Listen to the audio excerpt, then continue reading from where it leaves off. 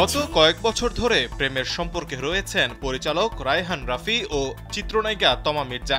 এ নিয়ে বরাবরই চুপ ছিলেন দুজন। প্রেমের সে সম্পর্ক গড়াতে যাচ্ছে বিয়ে পর্যন্ত, এমন গুঞ্জন মেলেছে ডালপালাও। এতদিন ধরে প্রেম বিয়ে নিয়ে চুপ থাকলেও এবার মুখ খুললেন রাফি নিজেই। রায়হান রাফির বেশ কিছু সিনেমায় তমা মির্জাকে দিয়ে অভিনয় করানোর পর তাদের সম্পর্ক নিয়ে প্রশ্ন উঠতে থাকে। এছাড়াও সামাজিক মাধ্যমে মাঝে মাঝে নানা খুনসুটির মুহূর্ত প্রকাশ করেন তারা। তবে বরাবরই বিয়ে নিয়ে উদাসীন ছিলেন এ জুটি।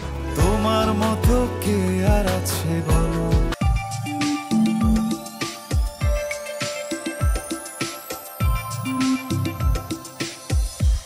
রাফির সবশেষ সিনেমা তুফান মুক্তির পর আলোচনা সমালোচনা নিয়ে ভারতীয় একটি গণমাধ্যমে কথা বলেছেন তিনি। এ আলাপচারিতার এক পর্যায়ে উঠে আসে তাদের বিয়ে প্রসঙ্গ। জানতে চাওয়া হয় কবে বিয়ের পিঁড়িতে বসতে চলেছেন তারা।